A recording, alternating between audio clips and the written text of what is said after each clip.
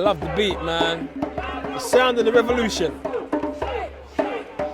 So what you can see here is the protest outside of Fulham Boys School, where Mr. Ebenezer, the head teacher, Mr. Ebenezer has been a real Scrooge, and he has decided that one of their students, because he has his hair in dreads, cannot attend the school. Not realizing that there's actually something in this country called the Equalities and Human Rights Commission. There's actually human rights legislation. And to have a Church of England school discriminate against a student on religious grounds in the year 2017, Mr. Ebenezer, you're going to back down and you're going to lose this one, sir. You lose this one. If you look over there, even my Muslim sister over there, my Muslim sister right there, you see? Everyone's involved in this. Yeah?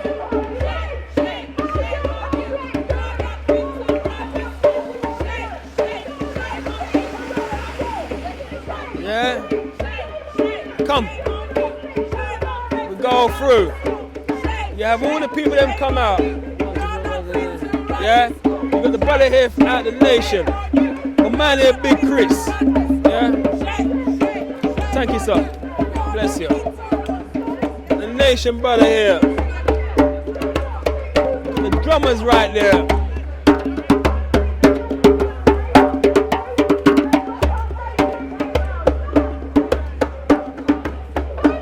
And here now, what you have is the real protest. The school gates right there.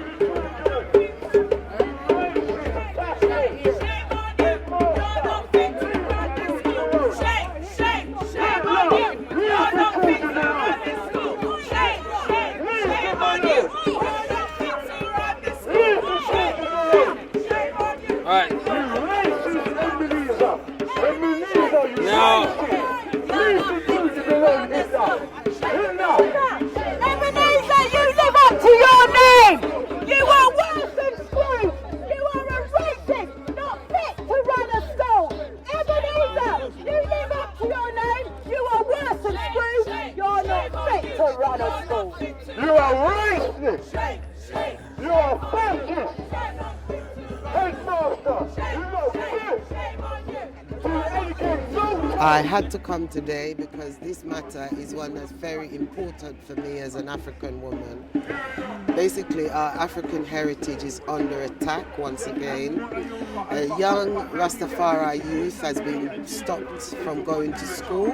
When he turned up, he was placed in isolation and given a pen, a Bible and some paper.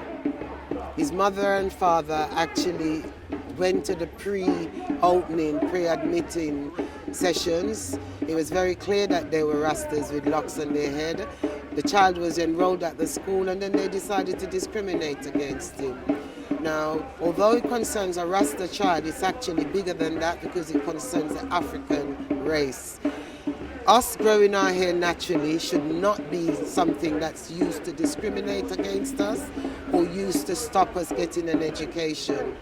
The fact that this headmaster feels that he can do that in this 2017, when the Equalities Act of 2010 states that people with protected characteristics, such as a black person, should not be discriminated against. It outlaws discrimination.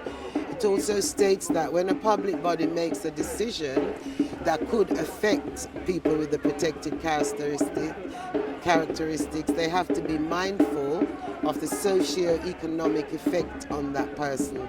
So in this case, the headmaster has clearly outlawed that, or disobeyed that, because for him to discriminate against the youth, putting him in isolation for his hair that naturally grows on his head, it's a big breach. It's a breach against humanity, and it's a breach against our Africanness and us standing up for who we are.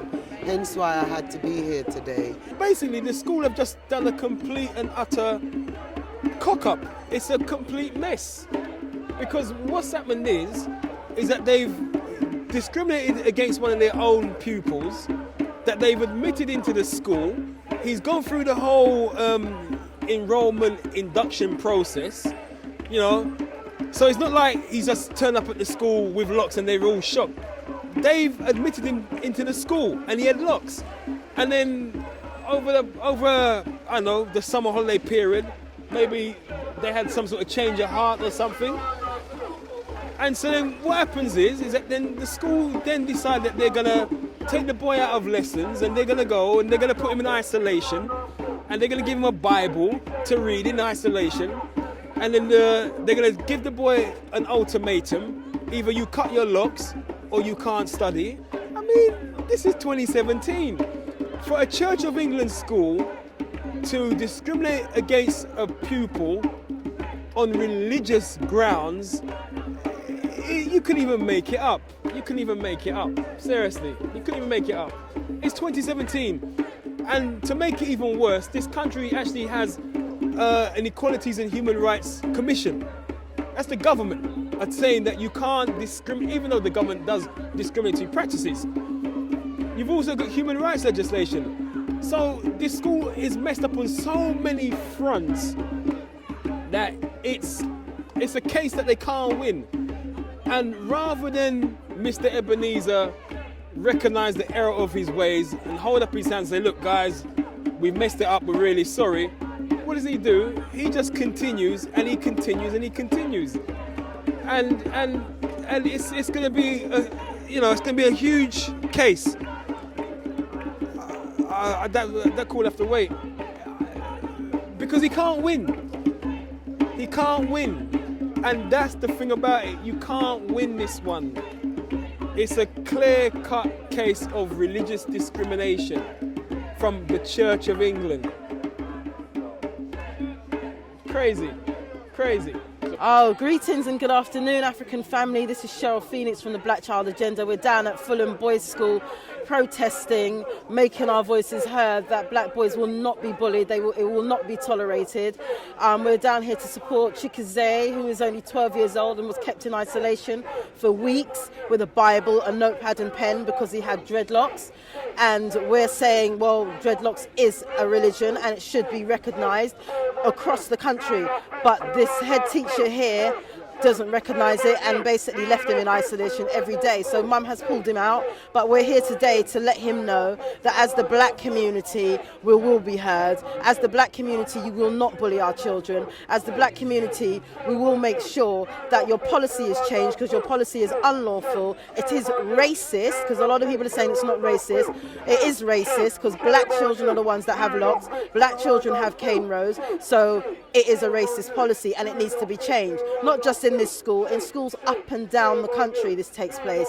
In schools up and down the country, discrimination takes place. In schools up and down the country, prejudice takes place, and it needs to stop. You're adults, these are our children that we're talking about. Children can't defend themselves against you unless they call us from the Black Child Agenda and also from WAG as well, making sure that they are represented and they are supported. And we give thanks to the community that have come out on this freezing cold day in October we're still in, supporting parents, and we will continue to do it.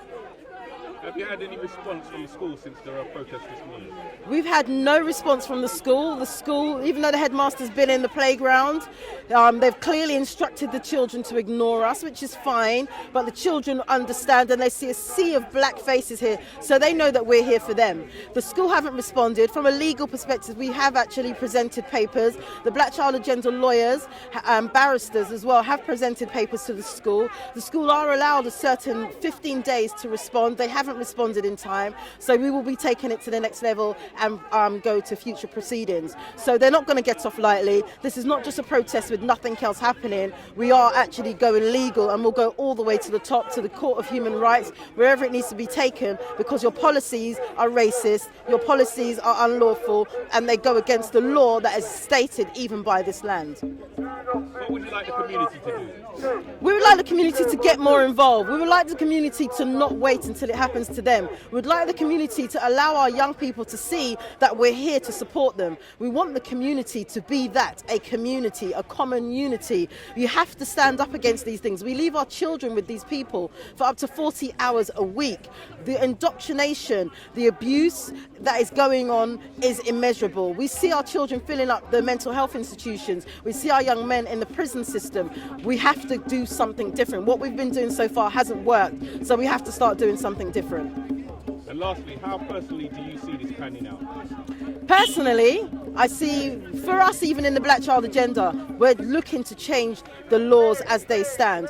We're looking to change policy, and not just individually. We're going straight to the top, which is central government. Even though most of these schools are academies now, they seem to feel they're a law unto themselves. They're not. They still have to follow the same guidelines as every other school besides independent schools. So with that, we're going all the way to the top with this, all the way. We've got over 2,000 cases on our books, so 2,000 parents can't all be or all have really bad children. There's something in the system. Systematically, it's wrong. You can't be wrong and strong.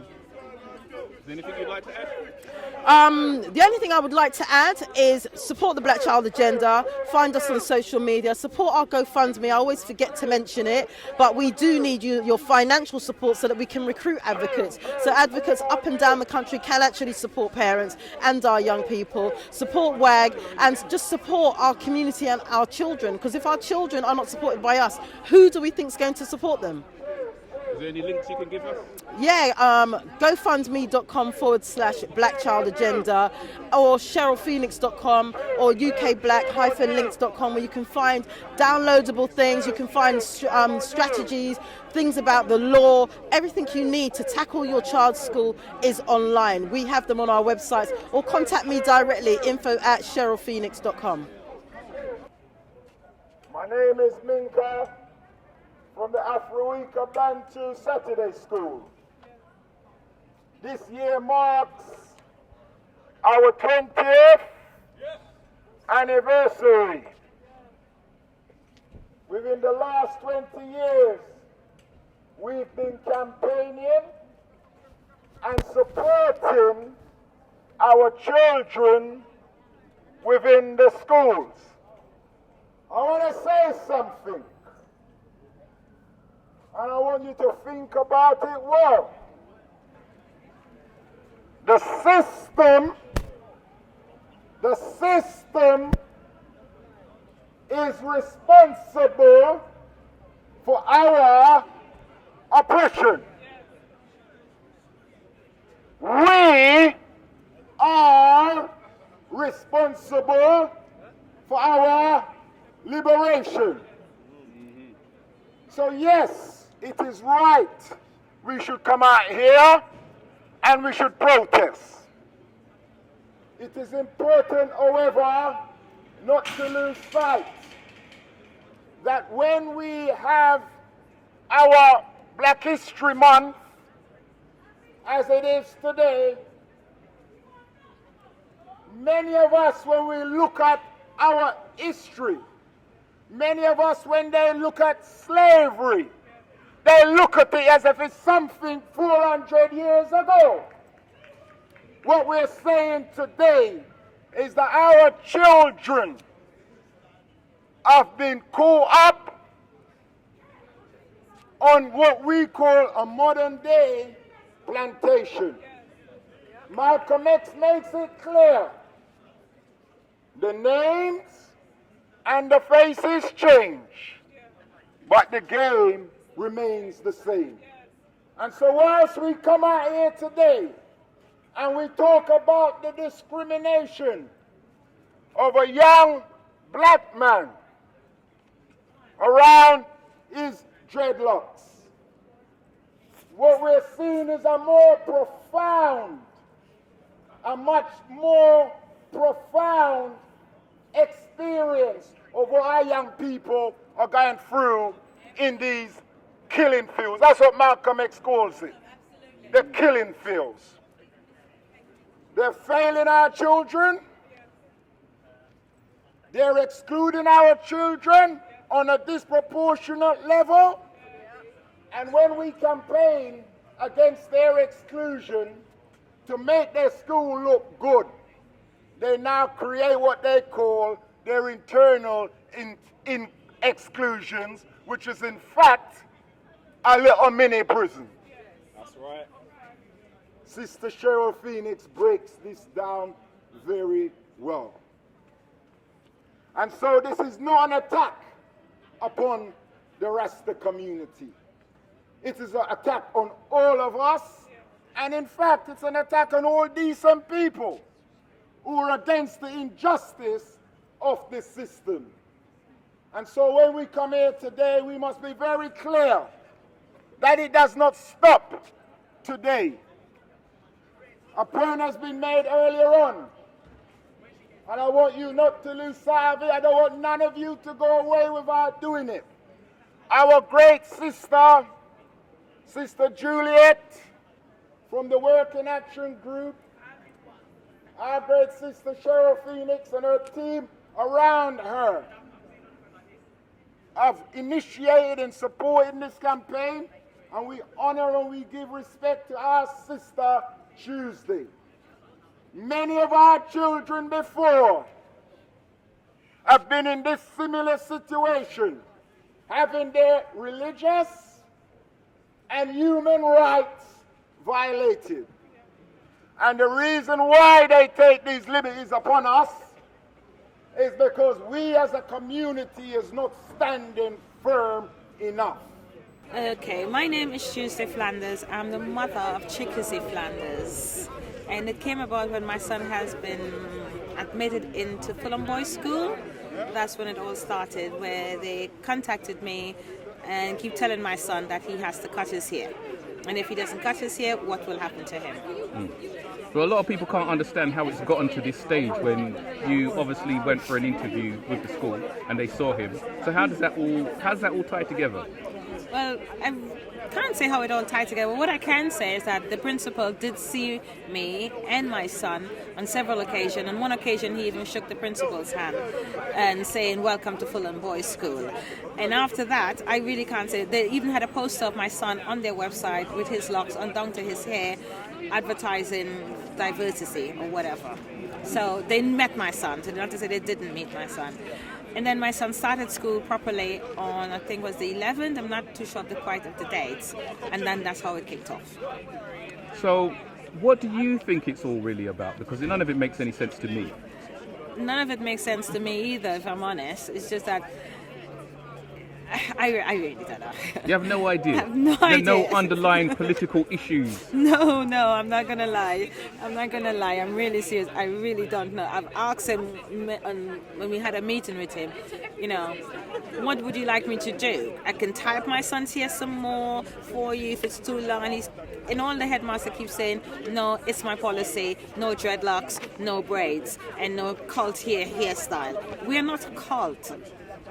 We told him that. My partner and I told him that we are not a cult. This is who we are. This is our religion. This is our culture, but mainly our religion. And he clearly did not want to know. Okay, so we've reached a point where we're outside the school now and protest. What are your feelings today? I'm overwhelmed with the support that I receive, and I think it's really good. It's really good that we all finally standing and working together. Black, white, Chinese, whatever. You need to stand together for yourself and for your kids. And we saw some of them come out at break time, and it looked like the main man was there in the playground? Yes, he was. What would you say his expression was saying to him? What was going through his mind? I think he was he's a sort of gentleman that I don't think anything going through his mind, because if you read his blog, he said he needs to stand up and stand firm and fight. So that is his aim. So up to now, he still doesn't realize or accept that he is wrong. So the main goal now is to make him realize he's wrong. Okay. That is my goal now. Say he's listening to this video right here. Tell him something. He's listening. The only thing I will say to you is that you have a good idea of your teaching at the school, of your curriculum, but you need to be educated more about our people. You need to be educated more about the surroundings you're living in. You're not living in just a white suburban area. You're not. You're living in a multicultural place, and you need to really go back to school and learn that. So how does this play out from here? Well, it's all in the lawyers' hands now. I'll still keep on doing my bit at the side, but they have to answer me back, not me, I should say, the lawyers, by the 7th of next month. And then we go to court. If they don't answer you in the right way? That's correct. What's your hopes of them answering in the right way? Apologize. Yeah, what's your hopes of them apologising and coming to their senses and coming out and hugging you, saying we're really sorry, don't know what happened, it was just all a big mistake. No. I don't need them to do that. I just need them to look at my son and apologise to him.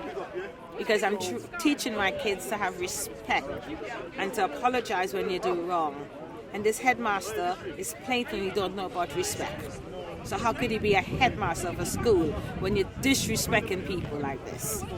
So do you think he will actually come to his senses, or is it going to go all the way? No. I can dream. I can dream. Okay, lastly, is there anything you want the community to do? Guess keep standing and working together. Stand for each other. It doesn't matter where you come from, what background you come from. Stand together and stand for your youths. Stand for your children. So your son, what's he doing now? Is he He's in another school, but I wouldn't say the name of the school, but he's in another school and he's settling down pretty well. Good. Okay. Well, thanks for speaking to us. Thank you. What's your name again? Chikayzea Flanders. Chikayzea Flanders. And Tuesday today is the Tuesday. That's why it's so cold today. Zoom.